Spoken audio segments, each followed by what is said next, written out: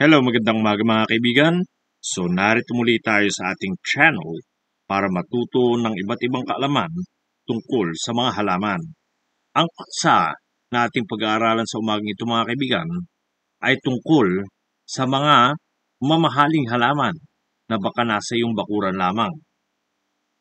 Kaibigan, naalala mo ba nung unang pagkakataon na bumili ka ng mga halaman at kung magkano ang halagang ibinayad mo para sa mga ito? Siguro kaibigan, kung isa kang tao na may hilig sa halaman, maaaring gumastos ka ng 100 hanggang 1,000 nung unang pagkakataon na makabili ka ng halaman. At nakita mo rin siguro kaibigan na may ilang mga house plants na ibinibenta ng 1,000 ang presyo o higit pa dito. Handa ka bang magbayad ng higit sa 1,000 kaibigan para lamang mapaganda ang iyong tahanan at ang iyong bakuran sa pamamagitan ng mga halaman? Hindi na siguro pangkaraniwan sa iyo kaibigan na makakita o makarinig ng mga halaman na sobrang taas ang presyo ngayon. Dahil nga may mga celebrities na nag-share ng mga larawan ng kanilang mga hard to find na mga halaman sa social media. Sa sobrang taas ng mga ito ay pwede ka na halos bumili ng bahay at lupa sa halaga pa lamang ng kanilang mga halaman. Mula sa variegated alocasia ni Jinky Pacquiao hanggang sa price plant babies ni Aubrey Miles, kahit papano siguro kaibigan ay may idea ka na tungkol sa kung gaano kamahal ang mga halaman na ibinibenta. Pero bago tayo magsimula mga kaibigan, bibigyan ko muna kayo ng babala. At paalala, kung nagbabala kayo mangolekta ng mga halamang babanggitin ko sa videong ito. Una, karamihan ng mga babanggitin kong halaman sa videong ito ay nagtataglay ng mga nakalalasong substances na maaaring makalason sa mga bata at iyong mga halagang hayop kung ito'y kanilang makakain. Ito ay mga nakakalason kaibigan. Kalawa, illegal ang pagkuha ng mga halaman sa mga kagubatan para ipagbili o gawing pandekorasyon sa bahay at may karampatang parusa ang sinumang mahuhuling gumagawa ng mga ito. Ang presyo ng halaman na babanggitin ko sa video ito mga kaibigan ay ang mga pinakamahal na presyo ng mga partikular na halaman base sa mga online prices nito sa mga online bintahan. So ang kinonsider ko dito mga kaibigan yung mga pinakamahal na nakita ko lamang sa social media prices. At base na rin sa mga documentary videos sa telebisyon. Maring may pagkakaiba-iba ang mga presyo ng halaman. Base na rin sa laki at ganda ng halaman na iyong bibilhin. Base na rin sa lugar kung saan ninyo itong bibilhin. Ngayon, ano-ano nga ba ang ilan sa mga pinakamahal na halaman dito sa Pilipinas? Unang halaman sa ating listang kaibigan ay ang rubber tree. Ang rubber tree ay isang uri ng ficus na may malaki at makikintab na mga dahon na may milky na katas na karaniwang ginagamit sa paggawa ng rubber. Ito ay katutubong tropikal sa region ng Southeast Asia at maaari itong tumaas sa natural nitong tahanan.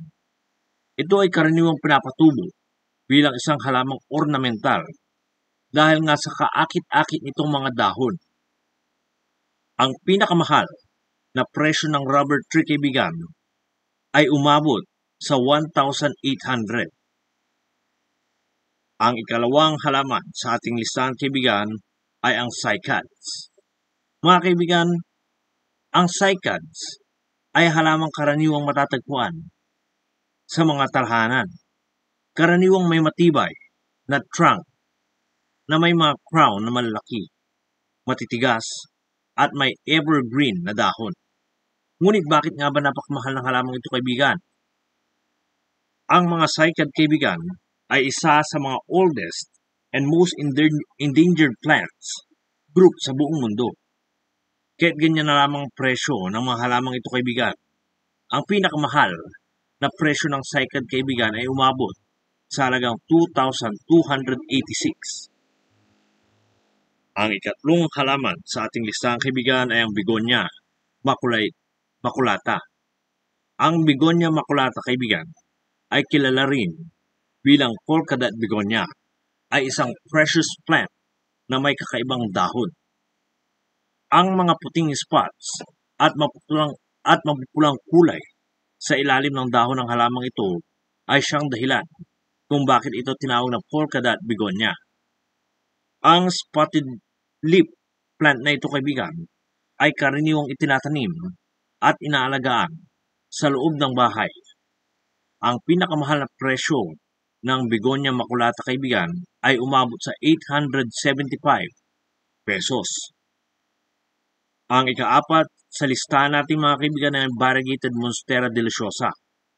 Ang Monstera deliciosa o Albo variegata ay isang kamanghamanghang uri ng variegated Swiss cheese na may malalaking dark green at brilliant white na mga dahon. At brilliant white na dahon. Ang Monstera albo variegata ay isang rare at expensive houseplant. Ang Monstera variegata ay isang mabagal na tumubong halaman na nangangailangan ng karagdagang liwanag upang lumaki ng maayos. Ang pinakamahal na presyo ng variegated Monstera deliciosa plant ay umabot sa halagang 3,000 pesos. Ang ikalamang halaman sa ating listahan, kaibigan, ay ang Anthurium golden genmani o variegated. Genmani variegated. Ang Anthurium genmani ay ultra rare o napakabihirang halaman na matatagpuan lamang sa ilang bahagi ng Pilipinas tulad ng Cebu. Ang species na ito, kaibigan, bagamat bihirang mahanap, ito ay madaling mahanap sa Mindanao, lalo na sa Bukidnon at South Cotabato, kung saan may mga breeder ng species na ito. Mayroon din daw matatagpuan na nagbebenta ng genmani sa Bulacan at Laguna. Ang pinakamahal na presyo ng Anthurium genmani plant ay umabot sa 10,950 pesos. Ang ika-anim na halaman sa ating listahan, kaibigan, ay ang powder puff tree. Ang powder puff tree ay isang pinakatanyag na evergreen na namumulaklak na puno. Ang masagana at mabangong bulaklak ng punong ito ang pangunahing dahilan kung bakit sikat ang punong ito.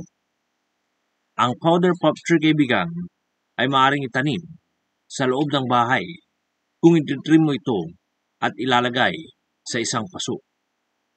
Ngunit ito ay mas mabubuhay na mainam kung ito'y palalaguin mo sa labas ng bahay sa isang mainit na klima. Ang pinakamahal na presyo ng powder puff tree, kaibigan, ay umabot sa 8,500 hanggang sa 350,000 pesos para naman yan sa mother plant. Ang ikapitong halaman sa ating listahan, kaibigan, ay ang Cornus controversa. Ang Cornus controversa, kaibigan, na karaniwang kilala bilang Suida controversa o wedding cake, ay kilala o kabilang sa pamilya ng mga halamang Cornaceae. Natutubong puno ito sa Himalayas, China, Korea at Japan. Ang punong ito ay kilala rin bilang giant dogwood dahil sa kahangahangang laki ng punong ito. Sa taas na maaaring umabot sa 15 metro o 50 talampakan, kilala ang Cornus controversa sa mabilis na paglaki nito. Na ito ay naging isang eye-catching na puno sa anumang landscape ito ilagay. Ang pinakamahal na presyo ng Cornus controversa, kaibigan, ay umabot sa 15,000 pesos. Ang ikawalong halaman sa ating listahan, kaibigan, ay yucca plant. Ang variegated yucca plant, kaibigan, ay isang uri ng succulent na may mahaba at matutulis sa mga dahon na may creamy yellow na mga stripes. Maaari itong mag-produce ng mga puting bulaklak sa mataas nitong mga tangkay. Tuwing tag-araw, ang pinakamahal na presyo ng variegated yucca plant, kaibigan, ay umabot sa 3,250 pesos. Ang ikasyam sa ating listahan, kaibigan, ay ang Sansevieria rurida o ang BG Regal. Ang BG Regal, kaibigan, o Sansevieria rurida ay isang 1 in a million peso succulent plant. Ginawa ito ni Sir Boyd Ganigan, na Secretary ng Philippine Horticultural Society. Ayon kay Sir Boyd, sa pamamagitan ng isang programa sa telebisyon, ang BG Regal ay worth $1 million daw po dahil ito ay one of a kind. At ang proseso sa paggawa nito ay gumugol ng maraming panahon, maraming pagsisikap at maraming gastos. Nung una daw po ay pinakilala ito sa publiko, marami daw pong nag-alok sa kanya na bilhin ang halamang ito, na may presyo pa daw pong umabot sa 1 milyon, hanggang umabot pa daw po ang offer sa 10 milyon ayon sa isang programa sa telebisyon. Ngunit iginiit ni Sir Boyd na huwag ibenta ang halamang ito dahil gusto niya daw na panatilihin ito bilang bahagi ng Pilipinas. Ang pinakamahal na presyo ng BG Regal plant, gaya ng sinabi ko kanina, ay umabot sa 10 million pesos. Ang ikasampung halaman sa ating listahan, kaibigan, ay Philodendron Sillon. Ang Philodendron Sillon ay isang exceptionally beautiful foliage plant na karaniwang pinapalaki para sa kahanga-hanga nitong mga dahon. Kapag mature na ang halamang ito ay bumubuo ng isang matibay na trunk na siyang dahilan kung bakit ang species na ito ay true giants ng Philodendron family. Ang halamang ito ay katutubo sa Timog Amerika at karaniwang matatagpuan sa rainforest ng Brazil. Ang pinakamahal na presyo ng Philodendron Sillon plant ay umabot sa 5,000 pesos. Ang ikalabing isa sa ating listahan, kaibigan, ay ang Giant Monstera Thai Constellation. Ang Giant Monstera Thai Constellation, kaibigan, ay isang genetically engineered variegated Monstera deliciosa na pinalaki mula sa tissue cultured sa Thailand. Mahirap i-propagate ang halaman na ito, kaibigan, sa tropical at kabilang ito sa tropical empire. Kapag pinatatili ito sa loob ng bahay na may wastong pangalaga, maaari itong umabot sa laki hanggang 8 talampakang haba, na may mga dahon na umabot ng 3 hanggang 12 pulgada ang lapad. Ang pinakamahal na presyo ng Giant Monstera Thai Constellation, kaibigan, ay umabot sa 15,000 pesos kada dahon o tinatayang 190,000 pesos kada halaman, ayon yan sa isang programa sa telebisyon.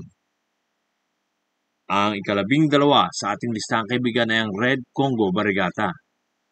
Ang Philodendron Red Congo ay isang unique hybrid variety ng Philodendron Imperial Red at Philodendron Tatei. Meron itong tuwid na hugis oval at kulay burgundy green na mga dahon. Lumalaki ito sa isang magandang rosette appearance. Ang pinakamahal na presyo ng Red Congo Variegata plant, kaibigan, ay umabot sa 800,000 pesos plus o higit pa. Ang ikalabing tatlo na halaman sa ating listahan, kaibigan, ay ang Elephant Ear Taro o Giant Alocasia. Ang Giant Taro, kaibigan, ay nagtataglay ng malalaking dahon na kulay berde na hugis puso, na maaaring lumaki ng hanggang 3 talampakang haba at kayang lumaki ng halamang ito sa taas na umaabot sa 10 talampakang taas. Ito ay karaniwang tumutubo sa mga kabundukan sa ilang probinsya sa Pilipinas, lalo na sa Badyangan sa probinsya ng Iloilo. Ito ay Rhizomatus evergreen perennial na napakahusay sa pagdadala ng luntiang itsura sa iyong hardin. Ang pinakamahal na presyo ng giant elephant ear o giant taro ay umabot sa 50,000 pesos. Ang ikalabing-apat na halaman sa ating listahan, kaibigan, ay ang caramel marble philodendron. Ang caramel marble philodendron, kaibigan, ay isang tropical na halaman na may malaking mga dahon, na may mga marble pattern sa may iba't ibang kulay. Kabilang na dyan ang green, yellow, orange, red, pink, at forest green na kulay. Ang mga dahon ng halamang ito ay variegated at ito'y may iba't ibang kulay. Ang halamang ito ay mabagal sa paglaki na maring umabot sa taas na 2 talampakang taas. Ito ay tumutubo ng mainam sa mga kapaligiran na may mataas na humidity at mas gusto ng halamang ito ang diffuse na sikat ng araw. Ang pinakamahal na presyo ng philodendron caramel marble plant, kaibigan, ay umabot sa 80,000 pesos. Ang ikalabing-limang halaman sa ating listahan, kaibigan, ay philodendron lisa. Ang philodendron lisa ay isang magandang hybrid na may burgundy na kulay ng mga bagong dahon nito. Naging dark metallic green kapag ito'y nagmamature na. Ang kapansin-pansin ng mga dahon nito ay sigurado makakaakit sa mga taong mahilig sa halaman na naghahanap ng unique na eye-catching addition sa kanilang mga plant collection. Ang pinakamahal na presyo ng philodendron lisa, kaibigan, ay umabot sa 15,000 pesos. So yan na lamang, mga kaibigan, ang 15 na pinakamahal na mga halaman sa Pilipinas na baka nasa bakura mo lang. Kung ikaw ay may ganyang halaman, subukan mong ibenta online. At sigurado, tatawagan ka ng mga taong gusto ng halaman na iyong ibinibenta. So hanggang dyan na lang, mga kaibigan. Kung gusto nyo pa ng ganitong mga videos tungkol sa halaman, don't forget to click the subscribe button at yung notification bell sa baba ng ating video para lagi kang updated sa aking mga latest uploads sa aking channel. So that's all for now, and as always, have a nice day, everyone.